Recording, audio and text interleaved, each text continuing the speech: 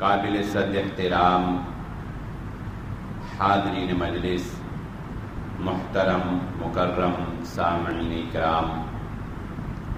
ہر قسم کی تعریفات اس خالق مالک ارض و سماوات کے لیے اور لاکھوں کروڑوں درود و سلام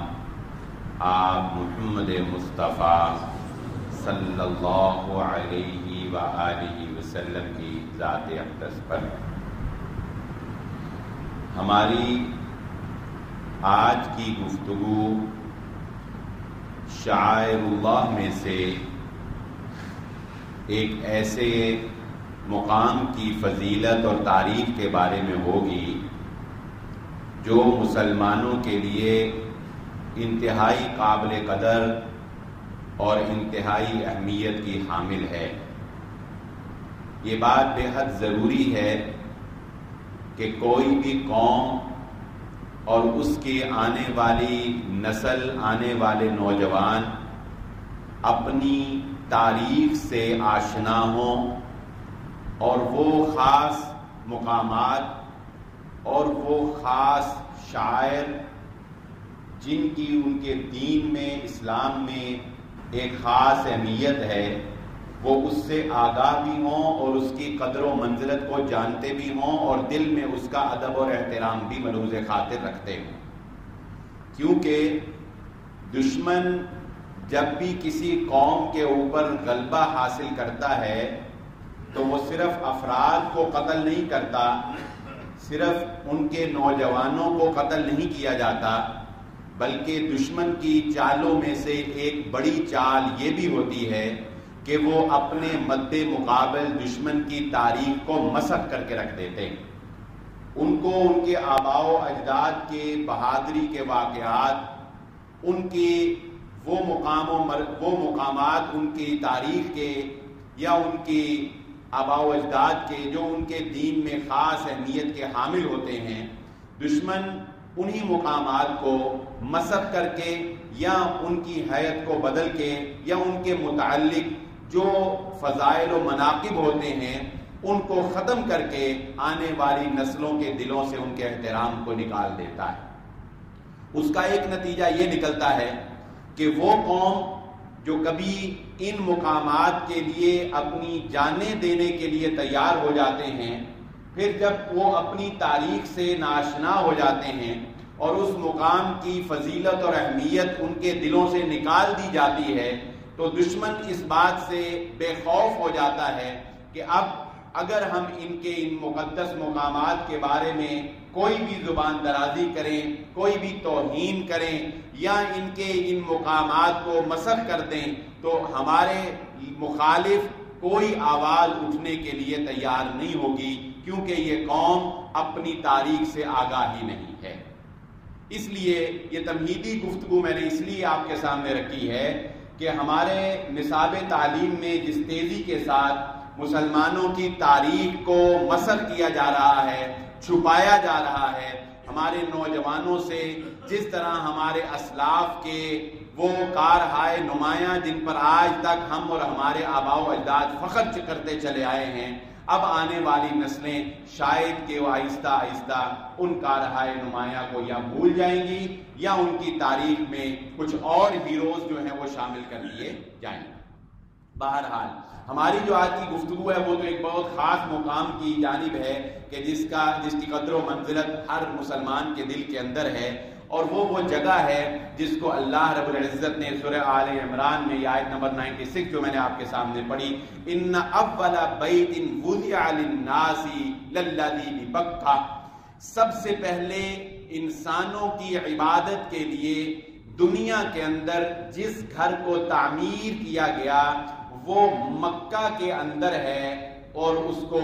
کعبۃ اللہ یا بیت اللہ کے نام سے جانا جاتا ہے۔ آج ہم بیت اللہ کی تاریخ، بیت اللہ کی اہمیت، بیت اللہ کی فضیلت کے بارے میں ہی گفتگو کریں گے، کیونکہ بہت سے لوگ حج کے اوپر جا رہے ہیں، وہ ان باتوں سے آشنا ہوں گے تو یقیناً ان کے جب علم میں اضافہ ہوگا تو عبادت کی حلاوت زیادہ محسوس ہوگی، اور حج کی مناسبت سے ہم لوگ جو یہاں پر موجود ہوتے ہیں وہ بھی ان واقعات کو سن کے اپنے ایمان کو تازہ کرتے ہیں۔ اس بات سے رسول اللہ صلی اللہ علیہ وآلہ وسلم کی کوئی بھی صحیح حدیث میں اس بات کی وضاحت تو موجود نہیں ہے، لیکن تاریخی روایات کے اندر یہ بات درج کی گئی ہے کہ سب سے پہلے اسی مقام مکہ کی اسی جگہ پر بیت اللہ کو فرشتوں نے تعمیر کیا اللہ کے حکم سے۔ بعض روایات میں ہے کہ حضرت آدم علیہ السلام نے اس کو تعمیر کیا، لیکن قرآن مجید کی اس آیت سے، سورہ آل عمران کی آیت نمبر 96 سے یہ بات تو واضح ہے کہ سب سے پہلا گھر جو لوگوں کی عبادت کے لیے تعمیر کیا گیا وہ بیت اللہ ہی تھا۔ اس کے بعد جیسا کہ حضرت نوح علیہ السلام کی قوم کے اوپر سیلاب آیا تو ایک دفعہ ساری انسانیت جو ہے وہ ڈبو دی گئی، سوائے ان کے کہ جو ان کے ساتھ کشتی میں سوار تھے۔ اسی طرح گاہے بگاہے حالات و واقعات اور قدرتی آفات کے پیش نظر بیت اللہ جو ہے اس کی بنیادیں تو موجود رہیں، لیکن اس کا اوپر کی جو عمارت کا ڈھانچہ تھا وہ منہدم ہو گیا۔ چنانچہ دوبارہ جو ہے پھر حضرت ابراہیم علیہ السلام نے اللہ رب العزت کے حکم سے جب اپنے بیٹے حضرت اسماعیل علیہ السلام کو مکہ میں آباد کیا، میں جب یہ تاریخ پڑھ رہا تھا تو ایک بڑی پیاری بات میرے علم میں آئی، آج سے پہلے نہیں تھی، تو آپ کی گوش گزار کرتا ہوں۔ بنی اسرائیلی روایت میں ہے، پتہ نہیں صحیح ہے یا نہیں، لیکن لکھتے ہیں کہ اسماعیل جو حضرت ابراہیم علیہ السلام نے نام رکھا اپنے بیٹے کا، یہ اس مناسبت سے رکھا کہ جب بھی حضرت ابراہیم علیہ السلام اللہ سے دعا کرتے تھے تو دعا کے آخر میں کہتے تھے اسماعیل، سن لے میری پکار اے اللہ۔ ایل جو ہے یہ عبرانی زبان میں اللہ کو کہتے ہیں، جس طرح کہ اسرائیل ہے تو اسرائیل یہ دراصل حضرت یعقوب علیہ السلام کا لقب تھا، جس کے عبرانی زبان میں مطلب تھا اللہ کا بندہ۔ ایل اللہ اور اسرا کہتے ہیں عبرانی زبان میں بندے کو، تو اسرائیل کا معنی کیا ہے؟ عبداللہ، یعنی اللہ کا بندہ۔ تو اسماعیل جو حضرت ابراہیم علیہ السلام جب بھی اپنے بیٹے کے لیے ربی حب لی من الصالحین، جب بھی بیٹے کے لیے دعا کرتے تھے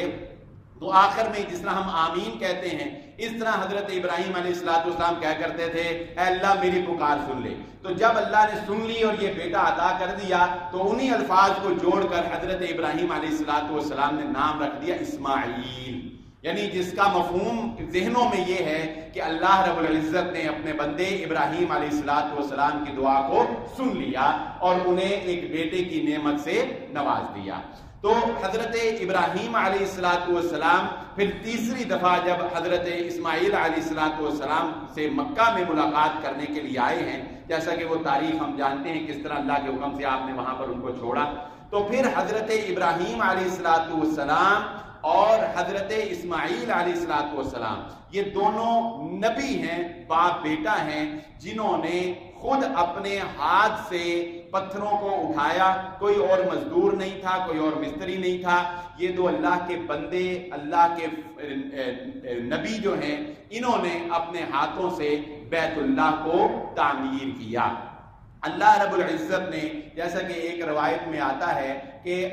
جو حجر اسود ہے، جس کی فضیلت پر میں نے ایک پورا جمعہ آپ کے سامنے رکھا، گوش گزار کیا تھا، حجر اسود اور جو مقام ابراہیم کا پتھر ہے، جامع ترمذی کی بھی روایت ہے، مسند احمد میں بھی ایک روایت ہے جس کو محققین نے صحیح کہا ہے کہ یہ دونوں جنت سے بھیجے گئے پتھر ہیں۔ اللہ رب العزت نے ان کی روشنی کو ختم کر دیا۔ اگر ان کی روشنی ویسے ہی برقرار رہتی جس طرح کے جنت میں یہ روشن تھے تو رسول اللہ صلی اللہ علیہ وآلہ وسلم نے فرمایا کہ مشرق اور مغرب کے درمیان ہر چیز کو یہ روشن کر دیتے، جس طرح سورج جو ہے جہاں نکلتا ہے تو روشنی کر دیتا ہے، اس طرح ان کی روشنی جو ہے وہ ہر جگہ جو ہے وہ پھیل جاتی، لیکن دنیا میں بھیجنے کے لیے اللہ رب العزت نے ان کی روشنی کو ختم کر دیا۔ تو مقام ابراہیم جہاں پر آج ہم وَاتَّخِذُوا مِن مَّقَامِ إِبْرَاهِيمَ مُصَلًّى، جہاں آج ہم 2 رکعت نماز طواف کے بعد جو ہے مقام ابراہیم پر حاجی عمرہ کرنے والے یا طواف کرنے والے وہاں ادا کرتے ہیں، تو وہ جو مقام ابراہیم ہے وہاں پر جو پتھر رکھا گیا ہے وہ پتھر جو ہے اس پر کھڑے ہو کر حضرت ابراہیم علیہ السلام جو ہے وہ بیت اللہ کی عمارت کو تعمیر کرتے تھے، اور وہ پتھر جو ہے اس کو اللہ رب العزت نے یہ خاصیت ایک صلاحیت پیدا کر دی کہ وہ حضرت ابراہیم علیہ السلام کی ضرورت کے تحت جس طرح آج ہم بینچ وغیرہ رکھتے ہیں اس طرح وہ بینچ کا کام دیتا تھا. جو وہ اوپر ہوتی جاتی تھی دیواریں تو وہ پتھر بھی ساتھ ساتھ اونچا اٹھتا چلا جاتا تھا. یعنی وگرنہ اتنا اونچا ہاتھ پہنچانا اور وہاں جنگل بیاباں میں اس وقت یہ وسائل تو نہیں تھے. تو وہ پتھر جو ہے اس نے یہ کام کیا کہ حضرت ابراہیم علیہ السلام کے لیے گو جس طرح بناتے ہیں آج کل مستری, وہ پتھر جو ہے اس نے یہ کام جو ہے حضرت ابراہیم علیہ السلام کے لیے پیش کیا. تو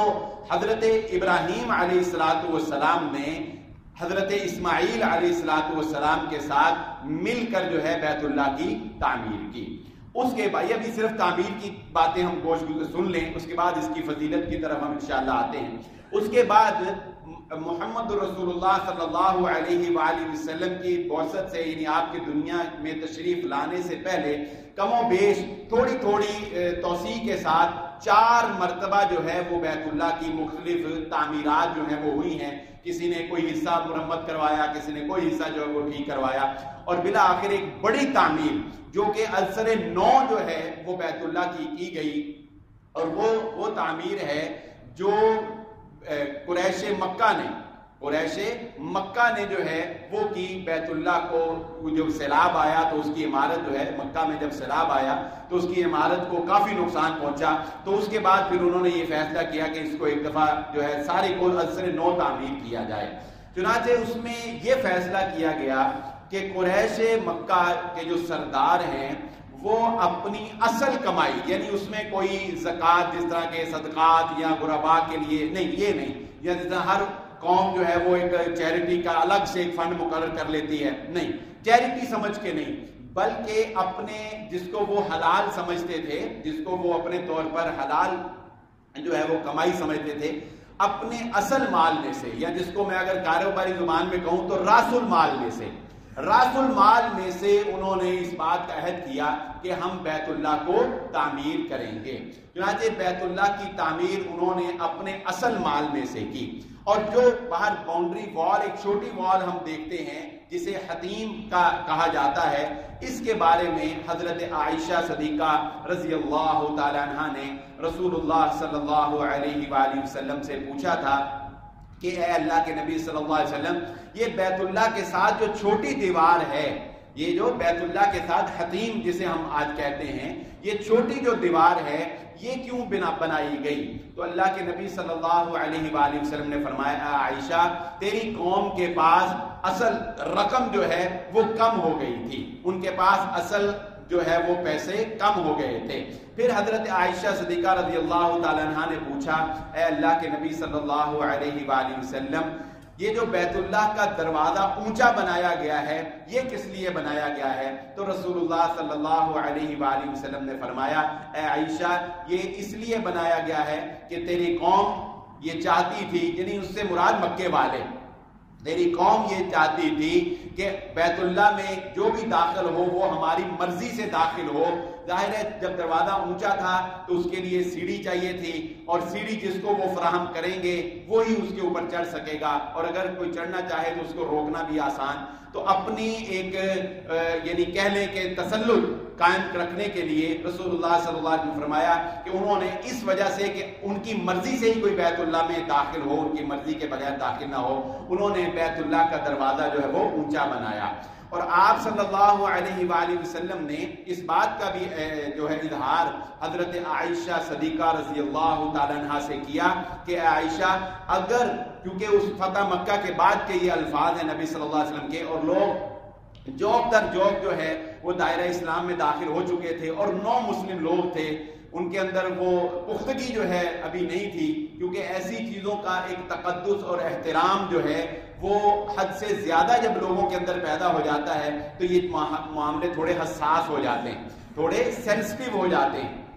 تو اس بات کو یقیناً مد نظر رکھنا چاہیے. تو آپ صلی اللہ علیہ وآلہ وسلم نے اسی بات کو مد نظر رکھتے ہوئے حضرت عائشہ صدیقہ رضی اللہ تعالی عنہا کو یہ بات ارشاد فرمائی تھی کہ اے عائشہ,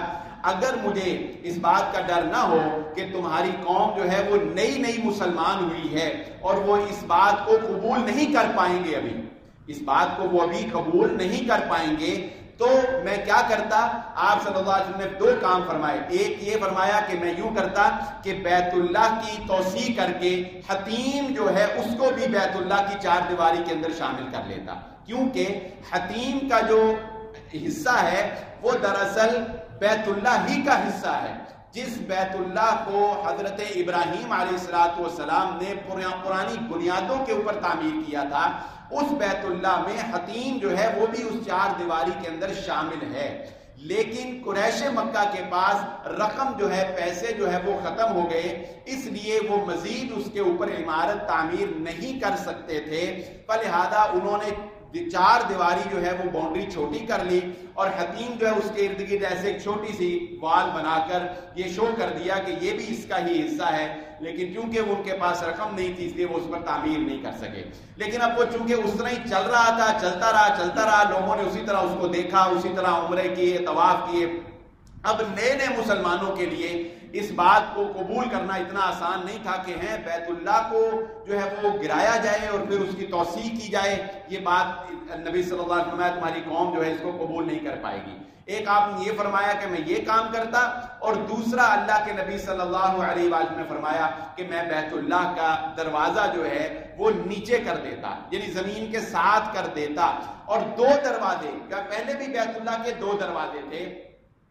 حضرت ابراہیم علیہ السلام کی تعمیر میں. ایک یہ زمین کے 7 دروازے بالکل یعنی زمین کے متصل اونچے نہیں تھے، نیچے دروازے تھے، اور ایک دروازہ داخل ہونے کے لیے تھا اور ایک دروازہ جو ہے وہ باہر نکلنے کے لیے تھا، آسانی کے لیے، تاکہ انٹرنس اور ہو اور ایگزٹ جو ہے وہ الگ ہو. تو اللہ کے نبی صلی اللہ علیہ وسلم نے فرمایا میں یہ کام بھی کرتا کہ دروازہ جو ہے وہ نیچے کرتا اور ایک داخلی کا دروازہ اور ایک نکلنے کا دروازہ جو ہے وہ ہوتا. لیکن اللہ کے نبی صلی اللہ علیہ وآلہ وسلم نے حکمت کے پیش نظر، دانائی کے پیش نظر، حالات کو مد نظر رکھتے ہوئے، لوگوں کو مد نظر رکھتے ہوئے یہ کام نہیں کیا. اس سے ہمیں اس بات کا بھی اندازہ ہوتا ہے کہ حکمت کس چیز کا نام ہے. بسا اوقات کوئی کام کرنا جائز ہوتا ہے، بسا اوقات کوئی کام کرنا جائز ہوتا ہے، لیکن عوام الناس اس کو قبول نہیں کر پاتے. اگر اس کو کام کیا جائے تو عوام جو ہے ان کی طرف سے ایک مخالفت یا ان کی طرف سے ایک خدش کا خدشہ ہوتا ہے. تو اس لیے بسا اوقات اس کام پر خاموشی اختیار کرنی پڑتی ہے، جیسا کہ رسول اللہ صلی اللہ علیہ وآلہ وسلم نے خاموشی اختیار کی. بیت اللہ سے جڑا ہوا ایک بہت ہی اہم واقعہ، میں اس کو بھی، کیونکہ وہ بیت اللہ کی تاریخ کا ایک اہم واقعہ ہے اور مسلمانوں کے ایمان کو جلا بخشنے والا ہے اور مسلمانوں کا اس بات پر یقین کو اور پختہ کر دینے والا ہے کہ اللہ رب العزت نے اس شاعر کی، دیکھیں اللہ رب العزت قرآن مجید میں فرماتے ہیں وَمَن يُعَظِّمْ شَعَائِرَ اللَّهِ فَإِنَّهَا مِن تَقْوَى الْقُلُوبِ. شاعر اللہ سے مراد اللہ کی نشانیاں، یعنی وہ چیزیں جن کو دیکھ کر انسان کو اللہ یاد آ جائے، وہ چیزیں جو اللہ کی نشانیاں ہیں دنیا کے اندر. یہ قرآن شاعر اللہ میں سے ہے، یہ بیت اللہ شاعر اللہ میں سے ہے، یہ حجر اسود شاعر اللہ میں سے ہے، یہ آب زمزم شاعر اللہ میں سے ہے. یعنی یہ اللہ کی منہ بولتی نشانیاں ہیں ہمارے سامنے. تو بیت اللہ جو ہے یہ شاعر اللہ میں سے ہے، اور اللہ رب العزت قرآن مجید میں فرماتے ہیں جو شاعر اللہ کی تعظیم کرتا ہے، احترام کرتا ہے، دل کے اندر اس کا احترام پایا جائے، دل کے اندر اس کا ادب پایا جائے، تو یہ اس کے دل میں پائے جانے والے تقوی کی علامت ہے. یہ اس کے اب ادب اپنا اپنا ہوتا ہے، ادب کا سٹائل اپنا اپنا ہوتا ہے. ادب میں غلو جو ہے اس سے بھی بہرحال اجتناب کرنا چاہیے. تو ادب اور احترام شاعر اللہ کا دل میں ہونا چاہیے. یہ ادب ہی کا تقاضا ہے کہ رسول اللہ صلی اللہ علیہ وآلہ وسلم نے مسلمانوں کو اس بات سے منع فرمایا ہے کہ وہ اپنے بیت الخلاء جب واش روم بناتے ہیں تو بیت الخلاء آج کل جو سیٹس ہم رکھتے ہیں ان کا رخ جو ہے وہ بیت اللہ کی طرف نہیں ہونا چاہیے. نہ رخ کسی سمت بھی، پشت بھی اور آگے بھی، دونوں طرف سے کسی طرح بھی اس کا رخ جو ہے وہ بیت اللہ کی طرف بنانے سے، واش روم کو بیت اللہ کی طرف رخ کر کے بنانے سے رسول اللہ صلی اللہ علیہ وآلہ وسلم نے منع فرمایا. یہ کیا ہے؟ یہ ایک ادب اور احترام ہے جو ہمارے دلوں کے اندر پایا جاتا ہے. تو بیت اللہ جو ہے اس کے اوپر تاریخ کے اندر ایک ہی شخص آیا جس نے بیت اللہ کو گرانے کا ارادہ کیا. اور اس پر حملہ کرنے کی کوشش کی. الم تر کیف فعل ربک باصحاب الفیل. یہ سورۃ الفیل کے اندر آپ اس واقعے کو تفصیل سے پڑھ لیں گے. میں اختصار کے ساتھ اس کو ذکر کر کے اپنی بات کو آگے لے کے چلوں گا. ابرہا جس وقت یمن کے اوپر عیسائیوں نے، ایک تاریخ لمبی ہے کیوں انہوں نے وہاں حملہ کیا، بہرحال کیونکہ ایک بات یاد رکھیں، کوئی بھی آدمی کسی کو بے گناہی کیوں نہ مروانا ہو، پکڑوانا ہو، اس کے اوپر کوئی نہ کوئی مقدمہ ضرور دائر کرنا پڑتا ہے. کسی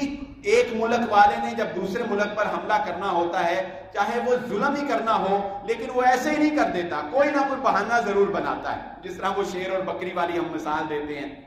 تو کوئی نہ کوئی بات ضرور گھڑنی پڑتی ہے عوام الناس کو، رائے عامہ کو اپنی طرف کرنے کے لیے. جس طرح کہ اب یہ کسی ڈکی چھپی بات نہیں، 9/11 کا جو واقعہ ہے، اتنا بڑا نقصان ہوا، کچھ بنانا پڑا نا آگے حملہ کرنے کے لیے. تو آگے حملہ کرنے کے لیے کچھ نہ کچھ بنیاد بنانی پڑتی. تو ابرہا جو ہے اس کا بنیادی مقصد جو مورخین نے لکھا، اس نے کہا کہ جس وقت انہوں نے یمن کے اوپر عیسائیوں نے اپنا قبضہ کر لیا تھا، تو ایک بہت بڑے حبشہ کے علاقے سے یہ آئے تھے، تو ایک بہت بڑی اب تجارت تھی جو روم کے مقبوضہ علاقوں میں اور مشرق وسطیٰ میں عرب لوگ جو ہے وہ دو راستوں سے کرتے تھے، ایک بحری راستے سے اور ایک بری راستے سے. بحری راستے پر چونکہ عربوں کے پاس کوئی بحری بیڑا نہیں تھا اور وہ مقابلہ نہیں کر سکتے تھے، اور ان کو جو ہے وہ شاہ ایران کی معاونت جو ہے وہ بھی حاصل تھی. تو انہوں نے سب سے پہلے یہ کام کیا کہ بحری بیڑا بھیج کر عربوں کی جو سمندری راستے سے تجارت تھی اس کو ختم کیا. اب ضرورت اس بات کی تھی کہ عربوں کی جو خشکی بری جو تجارت ہے اس کو ختم کیا جائے. ایک مقصد یہ تھا. دوسرا مقصد جو کہ ایک مذہبی مقصد ہوتا ہے، عیسائیت کو فروغ دینا. عیسائیت کو فروغ دینا اور عرب لوگوں کا تجارت جو یہ مشرق وسطیٰ میں تجارت کرتے تھے اور رومی مقبوضہ علاقوں میں جو تجارت کرتے تھے اس کا راستہ کا. اس کے لیے یہ بات ضروری تھی کہ عربوں کے اوپر حملہ کیا جائے، کوئی نہ کوئی بہانہ بنایا جائے. چنانچہ ابرہا نے اس کے لیے یہ سازش کی کہ اس نے بیت اللہ کی طرح کی ہی ایک عمارت، بیت اللہ کی طرح کی ہی ایک عمارت جو ہے وہ یمن کے اندر اس نے تعمیر کی، اور اس نے یمن میں اس بات کا اعلان کرنا شروع کر دیا کہ لوگ جو حج کرنے کے لیے بیت اللہ جاتے ہیں وہ بیت اللہ نہ جائیں، بلکہ یہ عمارت بیت اللہ سے بھی زیادہ بہتر اور بیت اللہ سے بھی زیادہ افضل ہے، چنانچہ لوگ جو ہیں وہ اس عمارت کی طرف آئیں. اور اس طرح کے اور اشتعال انگیز باتیں جو ہیں وہ اس نے کی. مورخین نے لکھا کہ اس کی اشتعال انگیز جو گفتگو تھی اس کا مقصد یہ تھا کہ کسی طرح عرب جو ہیں، ظاہر ہے جیسا کہ میں نے آپ کو بتایا کہ اب بیت اللہ کا جو ادب اور احترام ہمارے دلوں میں ہے، اب کوئی بیت اللہ کے بارے میں کوئی بات کرے تو ہم فوراً مشتعل ہو جاتے ہیں نا. پچھلے دنوں وہ کینیا میں ایک انہوں نے مجسمہ سا بنا کے حاجیوں کو ٹریننگ دینے کے لیے ویڈیو وائرل ہوئی، بڑی وہ بنائی، تو وہ بعد میں اس کو خیر ان کو روک دیا گیا کہ آپ ایسا نہ کریں. تو وہ کتنا حساس معاملہ. تو اسی طرح بیت اللہ کا تقدس عرب لوگوں کے اندر بھی تھا، بلکہ بیت اللہ کی وجہ سے گفتگو آگے آئے گی انشاءاللہ. بیت اللہ کی وجہ سے 4 مہینے وہ لوگ جو ہیں جو حرمت والے مہینے کسی سے جنگ نہیں کرتے تھے، حتیٰ کہ انتقام نہیں لیتے تھے، حتیٰ کہ کوئی جانی دشمن جو ہے اس حرم کو اللہ رب العزت نے امن کا گہوارہ بنا دیا. یہاں پر قتل و غارت کرنا جو ہے وہ حرام قرار دے دیا گیا. تو مورخین لکھتے ہیں کہ اگر کوئی آدمی کسی پر بندوق لے کر کھڑا ہوتا، یعنی جانی دشمن بھی ہوتا، اور وہ بیت اللہ میں آ کر پناہ لے لیتا تو وہ اس کو کچھ نہیں کہتا. یہ احترام تھا، یہ بیت اللہ کا ادب اور احترام تھا جو الحمدللہ اس وقت سے چلا آ رہا ہے اور آج بھی الحمدللہ موجود ہے، مسلمانوں کے دلوں کے اندر موجود ہے. تو ابرہا نے وہ عمارت بنائی اور اس کو مسلمانوں کو، اس وقت کے جو لوگ تھے عرب جو متولی، ان کو اشتعال دلایا. اس کا نتیجہ یہ نکلا کہ چند نوجوانوں نے مشتعل ہو کے، جو کہ ایک فطری بات تھی، اس عمارت کو جو ابرہا نے بنائی اس کو آگ لگا دی. جب اس کو آگ لگا دی تو اس کو ایک بہت بڑا بہانہ جو ہے وہ چاہتا ہی یہ تھا، سو لہذا اس کو یہ بہانہ مل گیا. بعض مورخین نے لکھا کہ اس نے خود آگ لگوائی. بہرحال جو بہانہ وہ چاہتا تھا وہ اس کو مل گیا. چنانچہ اس نے 60,000 کے لشکر سے بیت اللہ کے اوپر حملہ کرنے کا جو ہے وہ عزم کیا، اور اس میں وہ ہاتھیوں کی ایک فوج جو ہے وہ 13 ہاتھی لکھا مورخین نے، وہ اپنے ساتھ لے کر اور ایک بہت بڑا لشکر جو ہے وہ لے کر نکلا، اور راستے میں کچھ قبائل نے ہلکی ہلکی مزاحمت کی، لیکن وہ جو ہے وہ مزاحمت جو ہے ناکام ہوتی گئی۔ خصم قبیلے والوں نے اس کو راستہ بتایا، اپنا ایک مندر جو ہے یہ بچانے کے لیے، یا اپنا ایک بت قدا جو ہے وہ بچانے کے لیے اس کو راستہ بنایا۔ وہ ابو اعظم نامی ایک شخص ان کو ساتھ دے دیا، اور یعنی انسان جب کوئی کام کرتا ہے تو آپ دیکھیے کہ مرنے کے بعد بھی اس کے نتائج ہوتے ہیں۔ وہ شخص جس نے ابرہا کو راستہ بتایا تھا نا مکے کا، وہ جب مر گیا تو مکے والے، اس کی جہاں قبر تھی، مکے والوں کا اور عرب کا یہ دستور تھا کہ جو بھی اس کی قبر سے گزرتا تھا اس کو پتھر مار کے گزرتا تھا، جو بھی اس کی قبر سے گزرتا تھا پتھر مار کے۔ قصہ مختصر کہ ابرہا جو ہے وہ جب مکہ کے کچھ قریب پہنچا تو مکہ سے باہر ایک وادی میں جہاں عبد المطلب جو کہ محمد رسول اللہ صلی اللہ علیہ وآلہ وسلم کے چچا ہیں، ان کے 200 اونٹ جو ہیں وہ بندھے ہوئے تھے، وہ بھی اس نے اپنے قبضے میں کر لیے، اور بھی مال اپنے قبضے میں کر لیا۔ اور اس نے پھر اپنا ایک قاصد بھیجا، قاصد بھیج کر اس نے یہ کہا کہ مکے والوں، میں تمہیں تمہارے جان و مال کی حفاظت کی ضمانت دیتا ہوں، میں کسی کو قتل نہیں کروں گا، تمہارا کوئی مال نہیں لوٹوں گا، میں جو کرنے آیا ہوں مجھے وہ کرنے دو۔ کیا کرنے آیا؟ اس نے کہا جی میں آؤں گا، میں بیت اللہ کو گراؤں گا اور گرا کر میں چلا جاؤں گا۔ اس کو اندازہ تھا کہ بیت اللہ کا گر جانا ہی وہ سب کچھ ختم ہو گیا نا، بیت اللہ گر گیا تو پیچھے کیا رہ گیا؟ مکے کا تقدس، مکے کا احترام، مکے والوں کی غیرت، مکے والوں کی حمیت، سب کچھ ہی ختم ہو گیا۔ تو جب بیت اللہ جو گر گیا تو اس نے کہا، لیکن اس نے یہ چال چلی کہ مجھے بیت اللہ گرانے دو، کچھ نہیں کہوں گا۔ تو اس کے ساتھ پھر مذاکرات کے لیے نبی صلی اللہ علیہ وآلہ وسلم کے دادا عبد المطلب جو اس وقت کے سب سے بڑے سردار تھے، ان کو جو ہے مذاکرات کے لیے بلایا گیا۔ یہ بڑا دلچسپ واقعہ ہے اور بڑی ہی ایمان افروز یہ بات ہے کہ جب کہتے ہیں کہ جب عبد المطلب اس کو ملنے کے لیے ابرہا کو گئے تو ان کا جو ایک وجاہت، جو ایک شخصی، جو ایک انسان کی پرسنالٹی ہوتی ہے، جو وڈیرے اور چودھریوں کی ہوتی ہے اور جو سردار لوگوں کی ہوتی ہے، وہ دیکھ کر ابرہا بڑا متاثر ہوا اور اپنے تخت سے اتر کے نیچے آ گیا، اور اپنے تخت سے نیچے اتر کر اس نے عبد المطلب کو ویلکم کیا اور اپنے پاس بٹھایا، اور اس نے کہا کہ بتائیے۔ تو وہ کہنے لگے کہ بات یہ ہے کہ جو میرے تمہارے پاس 200 اونٹ ہیں نا، وہ مجھے واپس کر دو۔ تو ابرہا نے کہا کہ آپ کی وجاہت کو دیکھ کر میں بڑا متاثر ہوا تھا، لیکن آپ کی اس بات نے تو مجھے مایوس ہی کر دیا ہے، یعنی میں بیت اللہ کو گرانے کے لیے آیا ہوں، اور بجائے اس کے کہ آپ مجھ سے کوئی بیت اللہ کو بچانے کی بات کریں، آپ مجھ سے اپنے 200 اونٹ مانگ رہے ہیں۔ تو انہوں نے کہا کہ بات یہ ہے، میں ان 200 اونٹوں کا مالک ہوں، مجھے ان کی فکر ہے، یہ گھر جس کا ہے وہ جانے اور تو جانے، یہ گھر میرا نہیں ہے، یہ گھر، اس گھر کا جو مالک ہے وہ جانے اور تو جانے، میں تو اپنے اونٹوں کا مالک ہوں، میں وہ بچانے کے لیے آیا ہوں۔ تو ابرہا نے کہا کہ ٹھیک ہے، پھر تو اپنے اونٹ لے جا، میں کل صبح جو ہے وہ بیت اللہ کے اوپر حملہ کر دوں گا۔ انہوں نے کہا جی ٹھیک ہے، تو وہ لے کر چلے گئے۔ اور پھر جو اس میں دعائیں لکھی گئی ہیں تاریخ کے اندر، یہ بات بڑی قابل غور ہے مسلمانوں کے لیے بھی، کہ ان تمام دعاؤں میں کہیں بھی یہ اسپیشل علماء نے لکھا کہ عبد المطلب نے اور مکے والوں نے بیت اللہ کے غلاف کو پکڑ پکڑ کر بیت اللہ کے ساتھ چمٹ چمٹ کر جو دعائیں کی ہیں، ان میں کہیں لات عزا منات کا ذکر نہیں، اللہ کو ہی پکارا ہے۔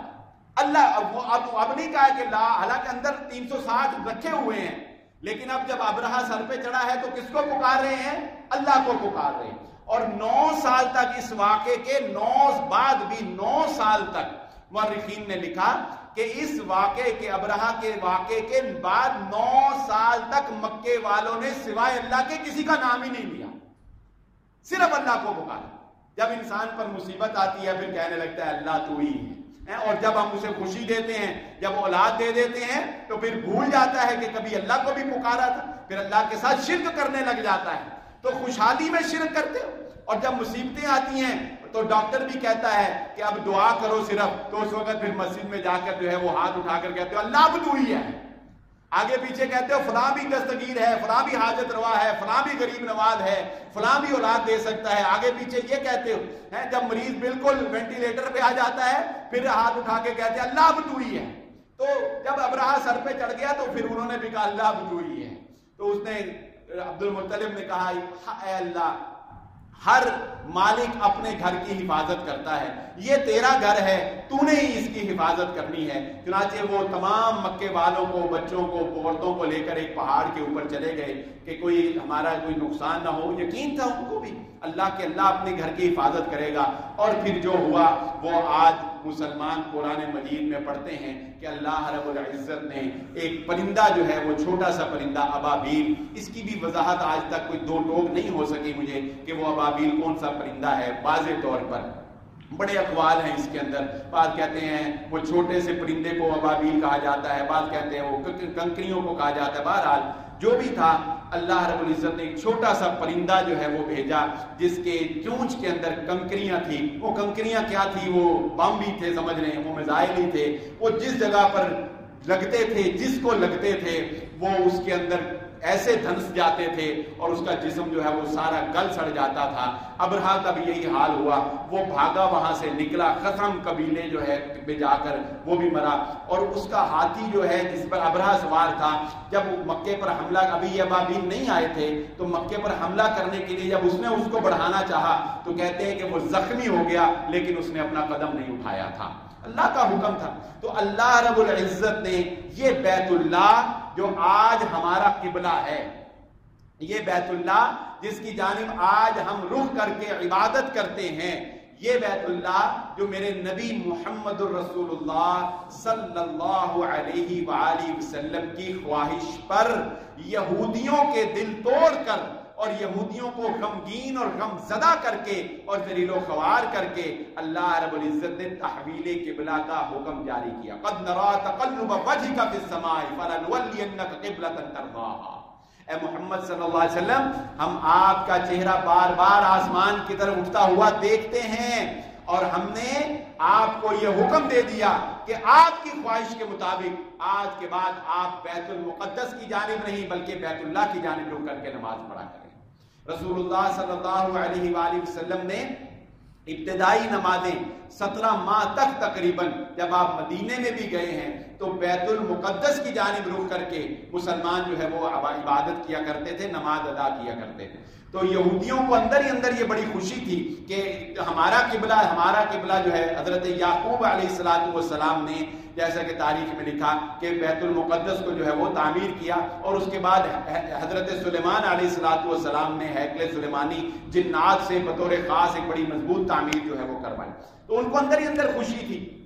تو پھر اللہ رب العزت نے یہ تحویل قبلہ کا حکم جو ہے وہ جاری کر دیا، اور یہ بھی اپنی مثال آپ ہے تابعداری اور فرما برداری میں، کہ جیسا کہ مختلف روایات میں آتا ہے کہ ایک شخص نے عصر کی نماز رسول اللہ صلی اللہ علیہ وآلہ وسلم کے پیچھے پڑھی، اور تحویل قبلہ یعنی قبلہ کے بدلنے کا حکم جو ہے وہ نازل ہو چکا تھا۔ وہ نماز پڑھ کے نکلا تو اس نے دیکھا کہ ایک جگہ پر جماعت ہو رہی ہے، اس نے وہیں پر لوگوں کو بتایا کہ لوگوں، ذہن پہلے بن چکے تھے نا، ذہنی طور پر لوگ پہلے یہ باتیں ہو رہی تھی کہ اللہ کے نبی صلی اللہ علیہ وسلم چاہتے ہیں کہ قبلہ بدل جائے، اور آپ کی دل کی خواہش تھی، آپ بار بار آسمان کی طرف دیکھتے تھے، تو ذہنی طور پر لوگ تھوڑے تیار تھے۔ تو اس نے اعلان کیا کہ اللہ رب العزت کی طرف سے وحی نازل ہو گئی ہے، قبلہ بیت المقدس سے بیت اللہ کر دیا گیا ہے، مسجد الاقصی سے مسجد الحرام جو ہے وہ قبلہ کر دیا گیا ہے۔ تو دوران نماز ہی مسلمانوں نے اپنا رخ جو ہے وہ تبدیل کر کے باقیہ 2 رکعت جو ہے وہ روایات میں آتا ہے وہ بیت المقدس نہیں بلکہ بیت اللہ کی طرف جو ہے وہ رخ کر کے نماز ادا کی۔ تو یہ اطاعت اور فرما برداری کی بھی ایک عظیم مثال ہے کہ ادھر حکم نازل ہوتا تھا، ادھر وہ جو ہے وہ سنتے تھے، اور وہ یہ نہیں دیکھتے تھے کہ ہم کس حالت کے اندر ہیں، ہماری کیا پوزیشن ہے، اسی حال کے اندر اور اسی حالت کے اندر جو ہے وہ اپنا رخ جو ہے وہ تبدیل کر لیتے تھے، اور مسلمانوں کے لیے بیت اللہ کو قبلہ جو ہے وہ مقرر کر دیا گیا۔ اس کی فضیلت رسول اللہ صلی اللہ علیہ وآلہ وسلم نے یہ مقرر کر دی کہ بیت اللہ میں نماز ادا کرنے کا 1,00,000 نماز کے برابر اللہ رب العزت ثواب عطا فرماتے ہیں۔ یہ فضیلت اس لیے ہے کہ یہ فضیلت بتانے والے محمد الرسول اللہ صلی اللہ علیہ وآلہ وسلم، یہ بات ذہن نشین رکھ لیں، کسی بھی عمل کی، کسی بھی جگہ کی، کسی بھی مقام کی کوئی بندہ فضیلت بیان نہیں کر سکتا، کوئی بندے کو یہ اختیار نہیں ہے جو لوگ بڑے بڑے لمبے لمبے فضائل بیان کرتے ہیں نا، وہ سب من گھڑت ہیں۔ فضیلت کسی بھی عمل کی، کسی بھی جگہ کی، کسی بھی مقام کی، صرف وہی فضیلت ہے جو محمد الرسول اللہ صلی اللہ علیہ وآلہ وسلم نے بیان کی ہے۔ بیت اللہ کی یہ فضیلت ہے کہ وہاں پر نماز پڑھنا 1,00,000 نماز کے برابر، اور جو طواف مسلمان کرتے ہیں اس کا اللہ کے نبی صلی اللہ علیہ وآلہ وسلم نے فرمایا یہ طواف ایسے ہی ہے، اس کا اتنا ہی ثواب ہے، اس کا اتنا ہی درجہ ہے جیسے کوئی مسلمان نماز میں اللہ کے سامنے کھڑا ہوتا ہے۔ نماز میں جیسے اللہ کے سامنے کھڑا ہوتا ہے، ایسے جب کوئی مسلمان طواف کر رہا ہوتا ہے تو وہ اللہ کے سامنے کھڑا ہوتا ہے نماز کی طرح۔ لیکن فرق اللہ کے نبی صلی اللہ علیہ وسلم نے فرمایا یہ ہے کہ نماز میں تم گفتگو نہیں کر سکتے اور طواف میں انسان گفتگو کر سکتا ہے، لیکن نبی صلی اللہ علیہ وسلم نے فرمایا ذرا گفتگو احتیاط سے کیا کرو، محتاط، تم اللہ کے سامنے چکر لگا رہے ہو، تم اللہ کے سامنے کھڑے ہو، اس لیے دوران طواف ذرا احتیاط سے گفتگو کیا کرو۔ اللہ کے نبی صلی اللہ علیہ وسلم نے فرمایا اچھی بات کیا کرو دوران طواف، کوئی فضول بات، کوئی غلط بات جو ہے وہ نہ کیا کرو۔ اللہ کے نبی صلی اللہ علیہ وآلہ نے فرمایا جب کوئی بندہ بیت اللہ کا طواف کر رہا ہوتا ہے، اس کا ایک قدم اٹھتا ہے تو 10 نیکیاں اس کے نامہ اعمال میں لکھی جاتی ہیں، دوسرا قدم اٹھتا ہے 10 گناہ اس کے نامہ اعمال سے مٹا دیے جاتے ہیں، پھر قدم اٹھتا ہے اللہ رب العزت 10 درجے اس کو جنت میں بلندی عطا فرما دیتا ہے۔ یہ کس کی فضیلت ہے؟ یہ بیت اللہ کی فضیلت۔ کچھ فضائل جو معروف ہیں لیکن وہ صحیح نہیں ہیں وہ بھی میں بیان کرتا چلوں کہ بعض لوگ یہ سمجھتے ہیں کہ بیت اللہ کو دیکھنا عبادت ہے، تو ایسی کوئی بھی روایت جو ہے وہ محمد الرسول اللہ صلی اللہ علیہ وسلم سے ثابت نہیں کہ بیت اللہ کو دیکھنے کا کوئی ثواب ہو۔ ویسے آپ اللہ کے شاعر کی نیت سے دیکھتے ہیں، اس کی ایک ہیبت، ایک تعظیم ہے، تو یقیناً اللہ اس پر اس کا قدردان ہے، لیکن ایک ہوتا ہے نا کہ دیکھنے کا خاص ثواب ہے، ایسی کوئی ثواب کی فضیلت کی بات رسول اللہ صلی اللہ علیہ وسلم سے ثابت نہیں۔ بات یہ بھی معروف ہے کہ بیت اللہ پر پہلی نظر پڑتے ہی جو دعا کی جائے وہ دعا قبول ہوتی ہے، تو میں سمجھتا ہوں کہ جس آدمی کی پہلی دفعہ نظر پڑتی ہوگی یقیناً اس کی کیفیت کچھ ایسی ہی ہوتی ہوگی کہ جو دعا بھی نکلے گی اللہ سن لے گا، لیکن یہ فضیلت رسول اللہ صلی اللہ علیہ وسلم سے ثابت نہیں۔ بیت اللہ پر پہلی نظر پڑتے ہی جو بھی دعا مانگو قبول ہو، ایسی کوئی بات رسول اللہ صلی اللہ علیہ وآلہ وسلم سے ثابت نہیں ہے۔ بیت اللہ کا غلاف کی تاریخ جو ہے وہ آپ جانتے ہی ہیں کہ اس عمارت کو خوبصورت بنانے کے لیے، اس عمارت کو خوبصورت بنانے کے لیے اس کے اوپر غلاف جو ہے وہ چڑھایا جاتا رہا ہے۔ یہ قریش مکہ بھی چڑھاتے تھے، اور 10 محرم الحرام کو، کیونکہ حاجی جب حج کر کے چلے جاتے تھے تو ان دنوں اس کے بعد پھر صفائیاں ستھرائیاں ہوتی ہیں، جس طرح آپ دیکھیں رمضان آنے سے پہلے مسجدوں کی صفائیاں ستھرائیاں ہوتی ہیں، تو پھر 10 محرم الحرام کو وہ روزہ بھی رکھا کرتے تھے، اور اس بیت اللہ کا گلاب جو ہے وہ بھی جو ہے وہ تبدیل کیا کرتے تھے، اور اس میں یہ بھی فضیلت ہے کہ اس میں رکن یمانی پتھر اور حجر اسود، جس کے بارے میں رسول اللہ صلی اللہ علیہ وآلہ وسلم نے فرمایا کہ یہ جنت سے بھیجا ہوا ایک پتھر ہے، یہ سفید تھا، حجر ابیض تھا، لوگوں کے گناہوں کو چوس چوس کے یہ کالا ہو گیا، اور قیامت والے دن اللہ رب العزت حجر اسود کو 2 آنکھیں عطا کر دے گا، اور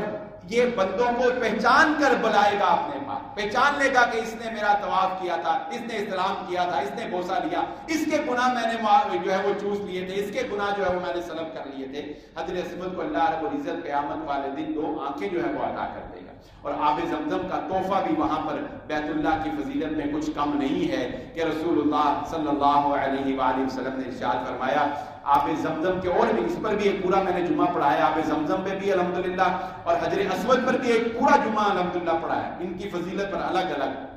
لیکن آج کے ٹاپک میں صرف یہ اشارہ کرتا ہوں کہ آب زمزم کو بھی یہ فضیلت حاصل ہے کہ جو بھی دعا آب زمزم پینے سے پہلے جس نیت سے بھی، جس ارادے سے بھی انسان اللہ رب العزت سے دعا کرتا ہے اور آب زمزم پیتا ہے، اللہ رب العزت اس کی دعا کو قبول فرما لیتا ہے۔ یہ تمام فضائل اور یہ تاریخی حقائق ہیں جو مسلمانوں کے ساتھ ایک دلی وابستگی رکھتے ہیں، جو ہمارے ساتھ ایک دلی الفت رکھتے ہیں، ایک گہرا لگاؤ رکھتے ہیں۔ افسوس کہ ہمارے میٹرک اور ایف اے اور بی اے کے نوجوانوں کو ان حقائق کا علم نہیں ہے. ہمیں یقیناً والدین کی یہ ذمہ داری بنتی ہے کہ وہ اپنی تاریخ سے، اب شعائر اللہ سے اور مسلمانوں کے تاریخی مقامات، مذہبی مقامات سے اور ایسے شعائر اللہ سے ان کو واقفیت جو ہے وہ دیں. اللہ رب العزت سے دعا ہے اللہ مجھے اور آپ کو جو کہا اور جو سنا سمجھنے کی اور عمل کرنے کی توفیق عطا فرمائے. وما علینا الا البلاغ.